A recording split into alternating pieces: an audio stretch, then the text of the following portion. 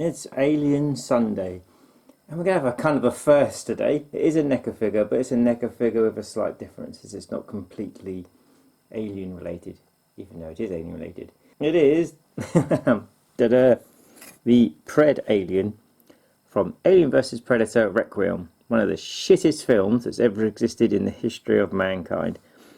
So this here is one heck of a rarish figure to get hold of. I wouldn't say rare, too rare. He's just not cheap. So this has a long story to it. This one does. I basically, I had this one many years back, and I actually sold it to a friend. And yeah, then literally a few years after that, he sold it back to me because he just decided he didn't like it anymore. I thought, yeah, definitely, I'll have it back. And of course, he'd unboxed it, and in his time of unboxing, it had taken a tumble, and it has actually had to have a repair job. My good friend Tony has put some pegs in it, metal pegs in his feet, to make him stand up. But the issue you've got with this figure is it just doesn't stand up. It's just so back heavy that no matter how you try and display this figure, he will not stand up. So basically, in my room, I've just got him leaning against the wall, so he looks fine. But anyway, so let's get going. We know it's from the Alien vs Predator Requiem film. And there's the base. Of course, no box or anything means no sad onions to look at. He is quite posable, you know. He's very movable, but I've got to be kind of careful because the bottom falls out. Whereas where the pegs on the bottom actually broke, that many say years ago with the repair, the whole thing will fall off. But let's have a look. Ah, look at that. Neat, gorgeous. Gorgeous!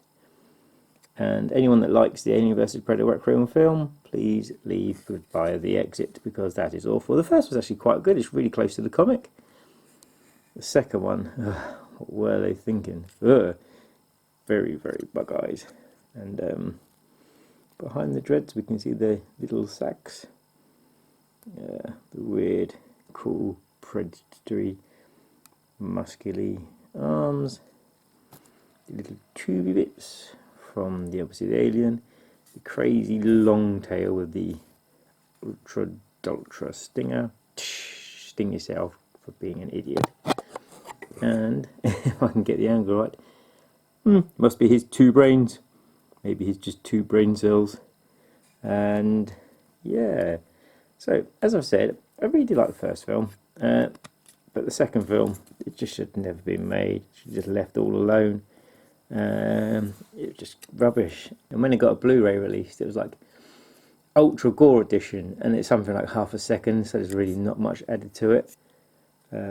It's kind of really, if you look at his torso, it's really twisted at a weird angle. I mean, the bottom parts down here are actually designed for him to like change angles, but no matter what you do, you cannot get him to stay stood up. But yeah, I mean, so you twist him a bit, you twist him more, and I mean, I can't fault the sculpt really. The sculpt is really good, even though I still think the design of the Predalien is crap, absolutely crap. I think they could have gone with a more, I don't know, a more buggy type one, but I digress. This is what the producers in Hollywood decided to give us, and it's a bloody awkward one to display. But here we go.